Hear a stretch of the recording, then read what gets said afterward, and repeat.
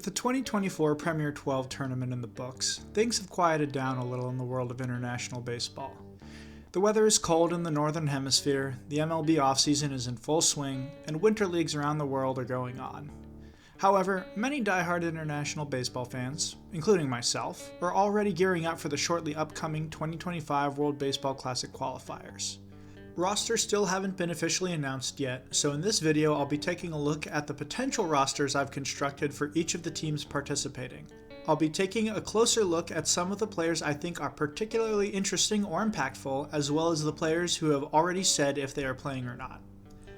These rosters are pretty much best case scenario rosters, so I don't expect what we'll actually eventually get to match these one-to-one, but it's good to dream, right? For these rosters, I'm using 4-man rotations because even though the best team in a pool only needs to play 3 games minimum, pitch count limitations and mandatory rest periods will probably make it impractical to attempt to start your Game 1 starter in a potential 4th game. Worst case scenario, the 4th starter can be used in the bullpen.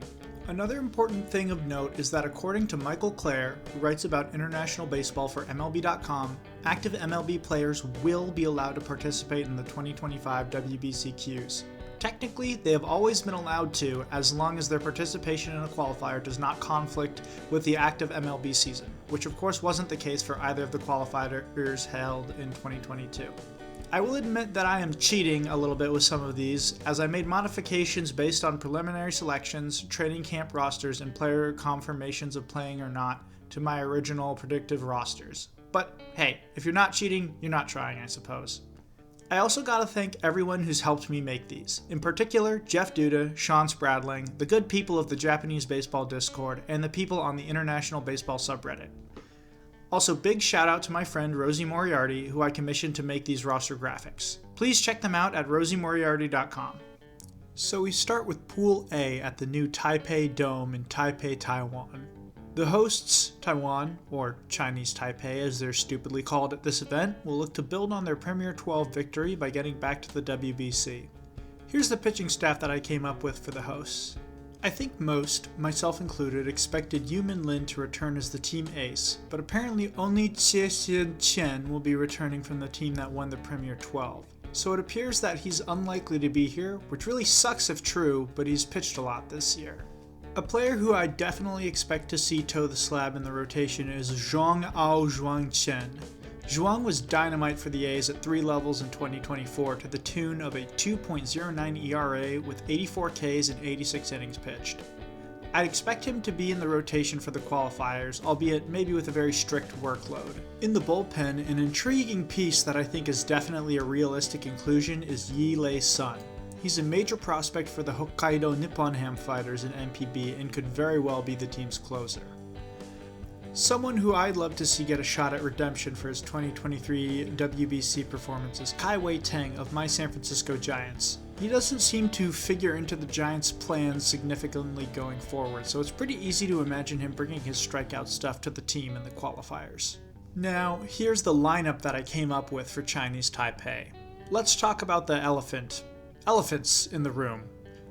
Corbin Carroll, all-star outfielder for the Arizona Diamondbacks. His mom is Taiwanese, and he was asked to play in the 2023 WBC, to which he responded with no, due to the desire to focus on his MLB career more. Stuart Fairchild, whose mother is also Taiwanese, also said no in 2023 for similar reasons. Importantly, however, is that both indicated they would be interested in playing for Taiwan should the opportunity arise at some point in the future. Carroll had a down year in 2024, but still managed 3.4 B WAR with 22 home runs and 35 stolen bases. I don't think Carroll would play in the qualifiers, but I do think there's a possibility that Fairchild could make the trip out to play. In 2024, Fairchild was worth 1.0 B WAR over 94 games, popping 8 home runs and swiping 13 bags. No offense to him, but I don't think the Reds are as concerned with him starting baseball activities early as opposed to the Diamondbacks with Carroll. A wrench in all of this is, however, that the president of the Taiwan Baseball Federation has said that he doesn't expect either of them to play in the qualifiers, but does for the main tournament should they requalify. Other notable players who I'd expect to see are WBC legend Yu Chang, who hit 10 home runs in 47 games, walking 40 times in his debut CPBL season with Fubon, and only missed the Premier 12 due to injury. Hao-Yu Lee of the Tigers should also be an impact player for them. He was great in the minors in 2024, putting up an .851 OPS in AA for Detroit, and I'd assume he will turn out if he's healthy. Past them, there are multiple players who were on the Premier 12 roster who I would have bet money on being here, such as Lyle Lin and Kungkwan Gilgalao, who are ostensibly not being invited back for some reason. It's bizarre to the point that it is somewhat unbelievable to me. I'm very interested in seeing what their final roster will actually look like, and whatever it ends up being, I assume it's going to be a pretty strong one. Next in the pool is the small yet mighty baseball nation of Nicaragua. So far, they are the qualifier team with the most firm commitments to both play and not play. Their strength has always been pitching, and it will be once again. In terms of pitchers who have confirmed to not be playing for them, one firm absence is that of Erasmo Ramirez, who is currently an MLB free agent and focused on getting a deal somewhere. Another missing pitcher is Steven Cruz, who had a great year in 2024 at High A, Wisconsin, but was blocked from playing by the Brewers. Onto the potential roster. I'd imagine Carlos Rodriguez of the Brewers will be their ace if he can make it out to Taiwan to play. He wasn't particularly good at either AAA or when he got a cup of coffee with the Brewers in 2024, but he'd definitely be an impact pitcher against the somewhat lower quality of play in the WBCQs. Unfortunately, I doubt he'll be allowed to play if the Brewers block Steven Cruz, but you never know. Nicaragua was also able to get Ronald Medrano to commit to play for them over Spain, however. Medrano played for Spain in the 2022 WBCQs before representing Nicaragua in the main tournament. Medrano would have maybe been Spain's ace and was really good for the Aguascalientes in the Mexican League in 2024 with a 3.54 ERA and 81 1/3 innings as a starter, so he's a good get. We also know that JC Ramirez will be on this team and will be a big part of the rotation. He had a 4 flat ERA over 72 innings with the Aguascalientes in the Mexican League, which is actually pretty solid for that league. Another committal to play was Royals minor leaguer Oscar Rayo. He had a stellar 2.13 ERA in High A this past year over 84 2/3 innings. He could be in the rotation or be the closer as he had a few games started and a handful of saves in 2024. Transitioning over to the position player portion, things are a little sketchy for Nicaragua. We already know Elian Rayo was blocked from playing by the San Francisco Giants, which is quite frankly a baffling move by them considering he's not even in their top 50 prospects, and nowhere near Major League ready. This team really needs Mets legend Mark Vientos to play for them. He said he wants to play for the Dominican Republic, but there are players who represent one country in the qualifiers and then play for a different team in the tournament, like the aforementioned Medrano. Apparently, Vientos did not provide an encouraging response when asked to play in the qualifier, but apparently did not outrightly say no, as far as I can tell. He absolutely beat the crap out of the baseball in 2024, clobbering 27 home runs for the Mets, and would instantly add a qualifier MVP-type player to Nicaragua's lineup. Next up in the lineup is Jeter Downs, who just started playing in MPB for SoftBank. He's actually eligible for both Nicaragua and Colombia, and could maybe play for both, but I think he might play for Nicaragua at least, since Taiwan is a lot closer to Japan than Tucson. He OPS'd .794 with 1 home run and a cup of coffee with SoftBank in 2024. All of this being said, Japanese teams don't like letting their foreigners go to play in these sorts of things, so he might be blocked from going to either Colombia or Nicaragua anyways. Giants legend Ismael Munguia is another guy I definitely think would make the trip out for the qualifiers if his new bosses in pinstripes let him go. In 2024, Munguia had an .865 OPS in 43 games at AA Richmond before moving up to AAA Sacramento and seeing his stats dip a bit. He would definitely be a top-of-the-order bat for this team, but he's another guy whose participation is questionable due to his organization. Finally, another player who is already committed to play is Freddie Zamora, another Brewers farmhand. The slick fielding shortstop reached AAA in 2024, but he hasn't had an OPS above 750 since 2021. He should still be an impact player for them, especially facing the weaker pitching of South Africa, Spain, and the rougher depth of Taiwan. Next up is South Africa, and oh man, a lot of people were frustrated that they were invited back at all. This South African team is a bit dire, but at least pitching probably won't be their issue. I guess some of the reason why they are back has to do with the first player we're going to talk about. Taylor Scott finally broke out with the Astros in 2024. I had been saying for years I thought he could actually be a solid major league pitcher with the right pitching-focused organization, and lo and behold, the Astros are finally the team to unlock him. He posted a 2.23 ERA in 68 2/3 innings pitched with 72 Ks. He's an outspoken advocate for growing South African baseball, so I'd like to see him put his money where his mouth is and show up in Taiwan. We could see Mitch Noonborn of the Phillies take the hill for South Africa. He had a nice little 2024 with a 2.39 ERA at high A.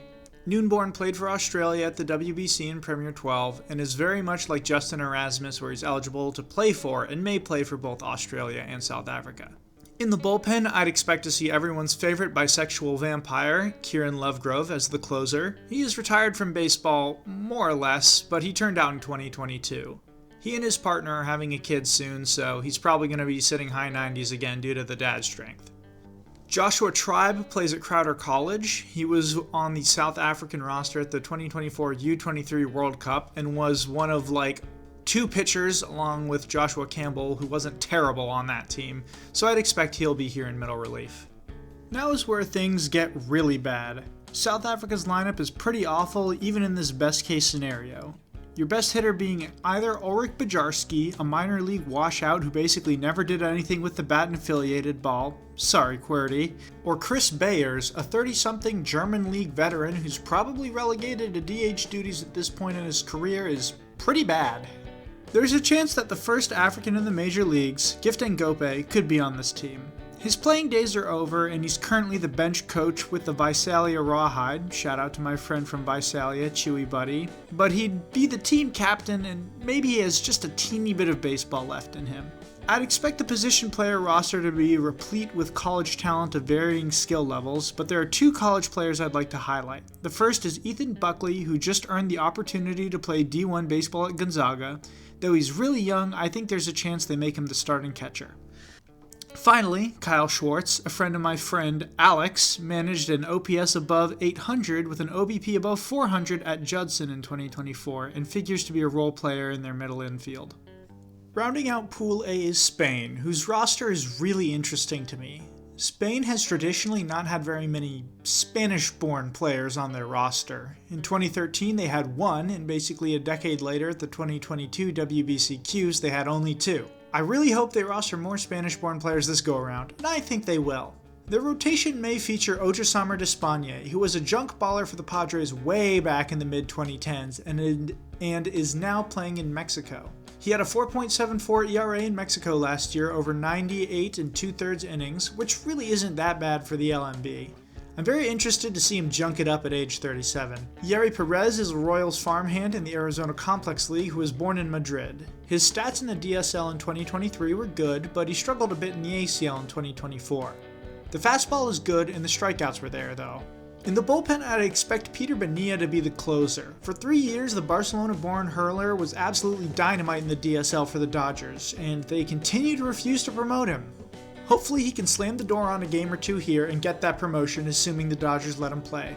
Finally, I want to talk about a trio of very interesting young pitchers, Diego Alcala, Andres Peña, and Juan Salazar. Diego Alcala and Juan Salazar both committed to play baseball at U.S. colleges. Alcala will be going to Arizona Western College, and Juan Salazar to Midland College.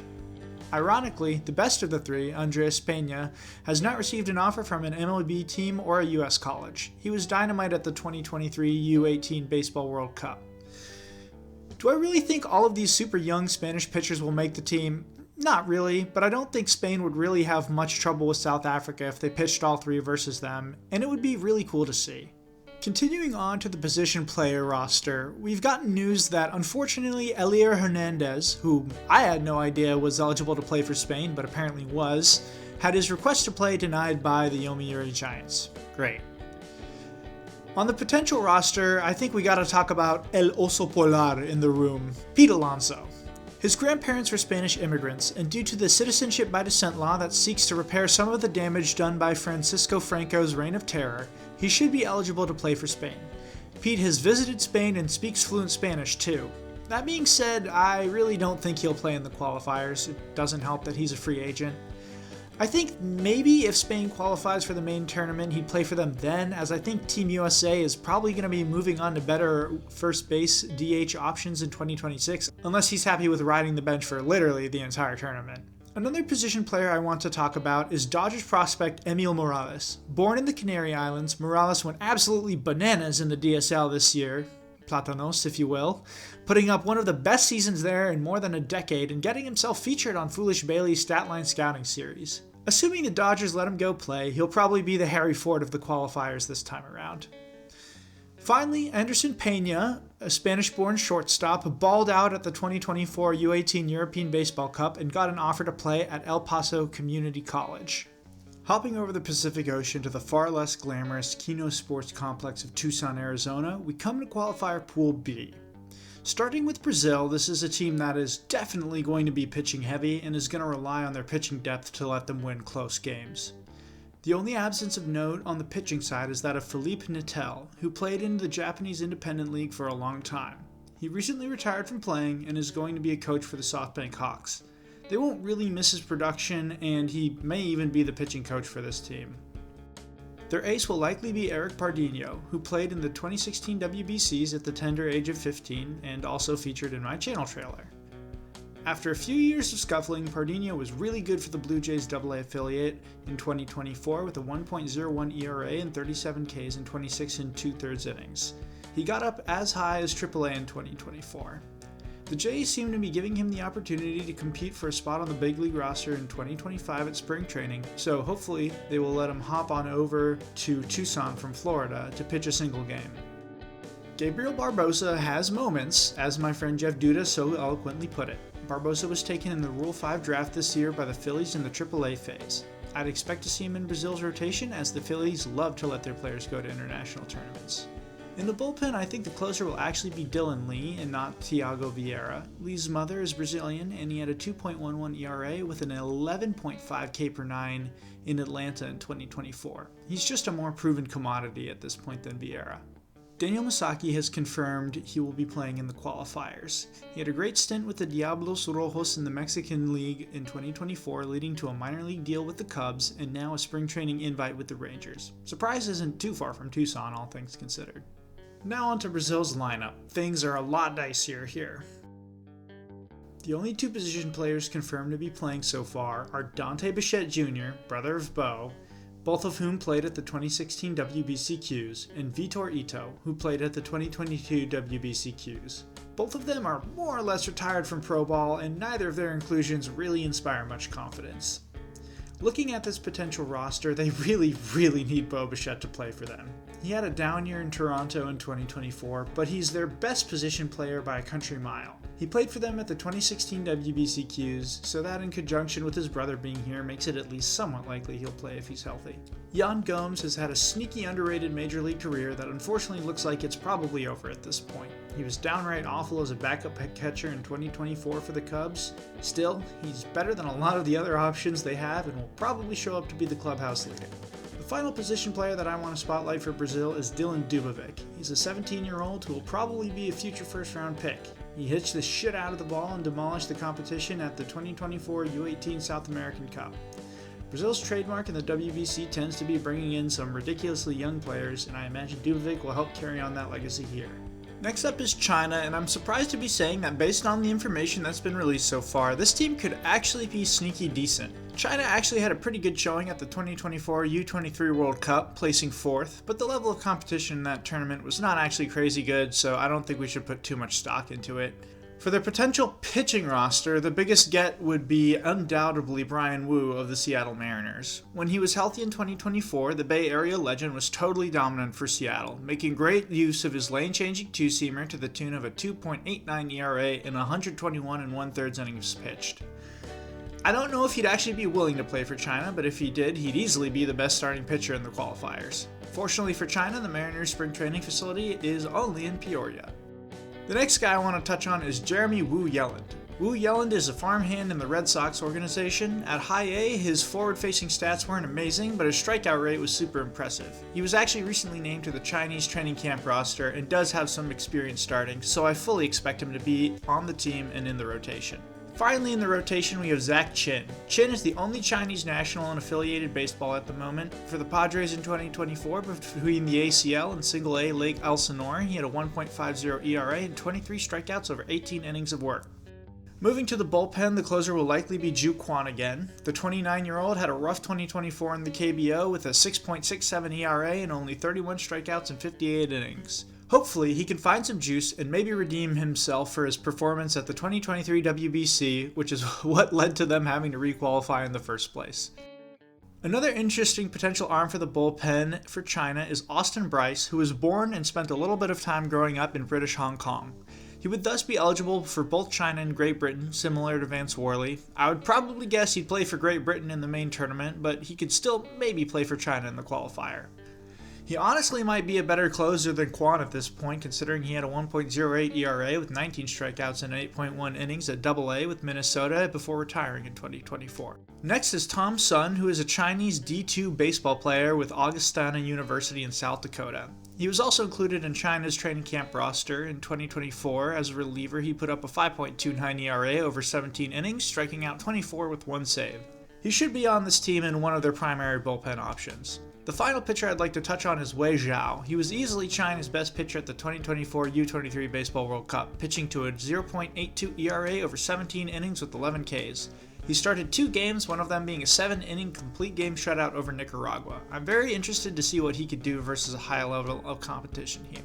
Now on to the Chinese position player roster. First up is Connor Zhou. Zhou is an above-average offensive player in 2023 with a 105 OPS plus and 133 games for Pittsburgh. He took a step back in 2024, posting a 92 OPS plus in 123 games. However, he's got a decent eye at the plate and is a fine fielder with a strong arm as well as a fine base runner. He would easily be the best position player on the team. The only issue is that his eligibility is slightly suspect. He's sort of the opposite of Pete Alonso because he's very proud of his Chinese heritage and talks a lot about it, but he isn't clearly eligible to play for China. His grandparents immigrated, so he's not clearly eligible for citizenship by descent as far as I can tell, but Bruce Chen was of a similar ilk to Connor Zhou, and he was able to play for China too, so I imagine something could be worked out and he'll play for them. The next player I want to talk about is Logan Wagner, another training camp inclusion. Wagner was a 6th round pick in 2022 by the Dodgers out of P27 Academy in Lexington, South Carolina. After scuffling for a few years in the ACL, he was promoted to Single-A Rancho Cucamonga in 2024, where he posted a 889 OPS in 38 games at shortstop. I definitely expect him to be in the qualifiers starting at shortstop. Next up is Landon Wallace, who is a very interesting player to say the absolute least. A NorCal legend from Roseville, California, Wallace was an undrafted free agent signed by the Los Angeles Angels in 2023. He had some pretty good years playing D1 baseball with a 965 OPS over 3 years in the outfield with Nevada and West Virginia. In 2023, he had a 900 OPS and 10 ACL games for the Angels. Then in 2024, he played at every level in the Angel system except for the DSL and Major Leagues, where he had a 648 OPS over 70 games. He finished the year at AAA Salt Lake City. I don't know why the Angels are doing this with him. I guess he was just a body available to play when they needed someone to play, but they are very aggressive promoters in general. Wallace was included on the training camp roster, and I'd expect him to be playing in the outfield and providing them some decent ABs. Next is Colombia, who really should be the best team in the qualifiers, barring some crazy shenanigans where none of their good players bother showing up to play. Headlining the rotation could be Jose Quintana. He is currently a free agent, so his participation is somewhat up in the air, but he was an above-average Major League starter in 2024 with a 105 ERA plus with 135 Ks and 170 1/3 innings for the Mets. If he signs a deal soon, and especially with a Arizona-based spring training team, I think there's a decent chance we could see him in the qualifiers since he's probably just going to pitch 1 game. An exciting guy who could be in the mix for the rotation is Didier Fuentes, the Braves' 29th ranked prospect. As only a 19-year-old at Single-A Augusta, he had a 2.74 ERA with 98 strikeouts over 75 2/3 innings of work as a starter. That's crazy impressive stuff, and I'd hope the Braves would let him take a jaunt from Florida to Arizona to participate in the qualifier. In the bullpen, I'd guess the closer would be Nabil Crismat. He had some work as a starter at the 2023 WBC, but I think he's probably better serving the team as a bullpen piece. Despite not being great in the minors of 2024, he was actually decent in a very limited sample size of 7 innings with the Dodgers in the majors, putting up a 2.57 ERA. He's also having a good season so far in the Dominican Winter League as a starter for the Gigantes. As of the writing of this, he has a 2.65 ERA with 49 Ks and 54 1/3 innings pitched. Moving on to the position players, a lot of these guys have some major league experience, so the baseline of position players for Colombia is going to be quite high. That being said, one of the most exciting players on the team will likely be Michael Arroyo, the Mariners' number 12 ranked prospect. In 2024, between single A and high A, Arroyo had a 909 OPS over 120 games as the shortstop and was 2 stolen bases short of having a 2020 season, which is crazy impressive for a 19-year-old. He might turn out to be the Harry Ford of this qualifier pool. The final position player I'd like to touch on is potentially their best hitter, that of course being Giants legend Donnie Barrels, baby! Despite being 36 years old, Donovan Solano put up a 112 OPS plus and accrued 1 B-WAR in 96 games for the Padres in 2024, splitting time between third base, first base, and DH. He recently signed with the Mariners, so I'd expect him to be there for Colombia, leading the charge in the field and barreling up the ball. Finally, we get to my favorite team, Germany. Germany has had a, I dare say, underrated track record of producing big league ball players, but they are the only nation in the 2025 WBCQs who has never made it to the actual tournament. I'm used to them choking every single time, but maybe 2025 will be different. Let's take a look at the roster I came up with, starting with the pitchers. Starting off in the rotation is going to be their ace, Niklas Rimmel. Rimmel was a longtime bullpen farmhand for the Minnesota Twins, where he was always decent, but got unceremoniously cut in 2023 for seemingly no reason. He was bizarrely not picked up by any other organization and returned to pitch in Germany, where he was stretched out into a starting pitcher. He had a brilliant 2023 European Baseball Cup where he had a 1.80 ERA over 10 innings pitched as a starting pitcher. He threw a 7-inning no-hitter in 2024 with 11 strikeouts in the Baseball Bundesliga and clearly has some juice left in his arm. Hopefully he can put the team on his back a little bit at the 2025 WBCQs. The next player in the rotation I want to highlight is Tommy Zomer, who is a dual-citizen, crafty lefty starting pitcher. The ex-White Sox farmhand was cut in 2023 and played for Kane County in the American Association in 2024, where he put up a 3.92 ERA with 79 Ks and 98 2/3 innings pitched. He pitched at the 2022 WBCQs, where he got rocked pretty badly by the Czech Republic in the game that eliminated Germany, so hopefully he can play here and find some redemption. In the bullpen, I'd expect to find Paul Schmitz, who is a D1 relief pitcher with the University of Houston. He's a big dude, standing 6'8". He had a decent 2023 with a 3.70 ERA and 41 1/3 innings pitched with 36 Ks, and made the 2023 freshman All-American second team. He struggled a bit in 2024 with an 8.62 ERA and only 15 2/3 innings pitched, although he struck out 20. I'd expect him to be a reliever that Germany uses against the likes of China and Brazil, but maybe not Colombia. Finally, on the pitching side, I'd like to highlight 2 youngsters, Jan-Luca Vogt and Jono Widman, who I included because this team was sorely lacking left-handed pitching depth. Both had great 2024 U18 European Championships, with Vogt having a 0.95 ERA over 7 1/3 innings pitched with 11 Ks. Widman had a 2.10 ERA over 6 2/3 innings pitched with 10 Ks. Rostering guys like these would be a vote of confidence in their futures and maybe help them get offers from college or MLB or MPB organizations. Both would certainly be serviceable against portions of China or Brazil's lineups. Finally, we arrive at Germany's position players, and there are 2 who have already been confirmed to be on the roster. The first is Demetrius Maurer, an independent league veteran outfielder who played pretty well for them at the 2022 WBCQs. The other is Tristan Russell, a half-German college shortstop who should serve nicely as a utility piece. Now looking at the potential roster for position players, there are 2 guys who immediately stick out. The first is Brendan Donovan of the St. Louis Cardinals. Donovan isn't actually ethnically German as far as I can tell, but he was born in Germany while his dad was stationed overseas. Importantly, he was willing and committed to play for Germany at the cancelled 2020 WBCQs. Due to that, I think there's a decent chance he'll play for them here. In 2024, he was worth 2.6 B-WAR for the Cardinals as a utility player with a 112 OPS plus and 14 home runs in 153 games played. He'd be a huge get for Germany and would do so much for the top of their lineup. Right up there with Donovan is MLB's Prince Charming, Max Kepler. I'm a bit iffy on if he'll actually play here since he was a free agent and has some injury concerns. However, he signed fairly early in the offseason with Philadelphia, who are very chill with international competitions. So the only reason I don't think he'd play here is if he has any lingering injury concerns from this past season. Injuries seem to pretty clearly be affecting his production in 2024, and he was only worth 1 B-WAR, hitting 8 home runs in 105 games. In 2023, however, he was worth 2.9 B-WAR and hit 24 home runs, so I think he still has some juice left in the tank. His leadership and production could both be key in Germany's qualification efforts.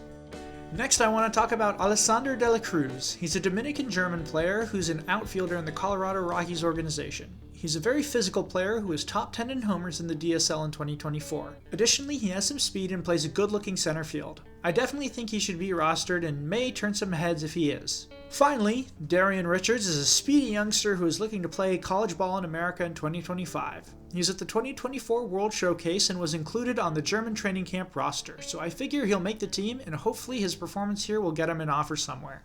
And that's it for my breakdown of these rosters I made. I can't wait for this video to be made obsolete the second after I release it.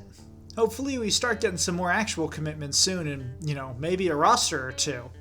Please, let me know what you think about them. Are there players I snubbed? Who are you looking forward to potentially see play? Feel free to leave a comment down below and please like and subscribe. Until next time, see ya!